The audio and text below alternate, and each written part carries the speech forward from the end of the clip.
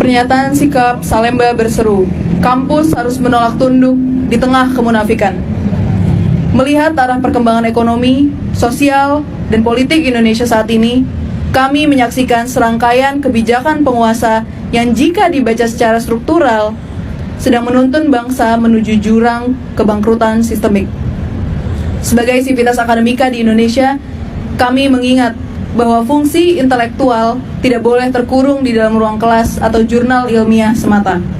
Kampus memikul tanggung jawab moral yang besar untuk membaca, merespons, dan menyuarakan kebenaran secara kritis di tengah persoalan bangsa. Melalui mimbar bebas Salemba berseru, kami menolak posisi apatis dan berdiri teguh sebagai kompas moral bangsa.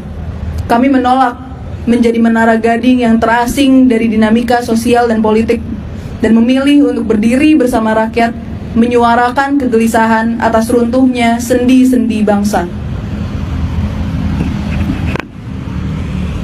Di sektor ekonomi, kami melihat kerapuhan tata kelola anggaran yang kian mengkhawatirkan akibat ketidakdisiplinan pemerintah dalam mengelola keuangan negara. Saat daya beli masyarakat kian tergerus dan nilai tukar mata uang terus melemah, ruang anggaran justru dihabiskan demi program-program populis berskala besar yang mengabaikan kebutuhan mendasar rakyat banyak. Pemerintah memilih jalan pintas dan menjebak diri dalam lingkaran utang baru, hanya untuk membayar bunga utang yang lama. Di tengah penyusutan kelas menengah, akibat arus deindustrialisasi, kebijakan ekonomi justru kehilangan arah dan gagal membangun fondasi produktivitas jangka panjang demi masa depan generasi mendatang. Kemerosotan ekonomi ini berjalan beriringan dengan mundurnya nilai-nilai demokrasi secara substansial. Demokrasi di rezim ini dapat kami nyatakan telah mati dan digantikan oleh sistem politik mutan otoritarianisme hasil tangan pemimpin saat ini. Pemimpin yang secara sadar menggunakan instrumen hukum untuk melegitimasi kesewenang-wenangan, merombak aturan demi membatasi fungsi pengawasan dan memperluas kekuasaan eksekutif secara serampangan. Fungsi saling mengawasi antar lembaga negara telah mati akibat dominasi mutlak koalisi besar penguasa yang syarat dengan benturan kepentingan bisnis. Lembaga-lembaga pengawas buah tangan reformasi untuk demokrasi kini dilemahkan dan rekomendasi kritis mereka terus diabaikan.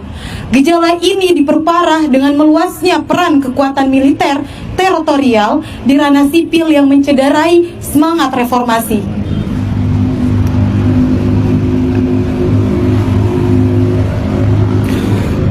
Akar dari krisis multidimensional ini adalah runtuhnya moral kepemimpinan yang mengabaikan prinsip tata kelola yang bertanggung jawab dan mengkhianati kepercayaan publik. Aturan hukum dimanipulasi hanya untuk mempergemuk struktur kabinet demi membagi-bagi jatah kekuasaan kepada fraksi koalisi politik.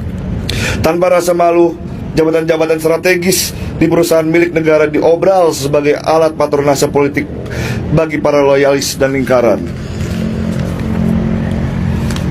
Dalam kekuasaan pengelolaan sumber daya negara yang seharusnya ditujukan bagi kesejahteraan umum kini dialokasikan secara serampangan untuk kepentingan kelompok dan kerabat dalam rangka industri ekstraktif yang menolak diobati.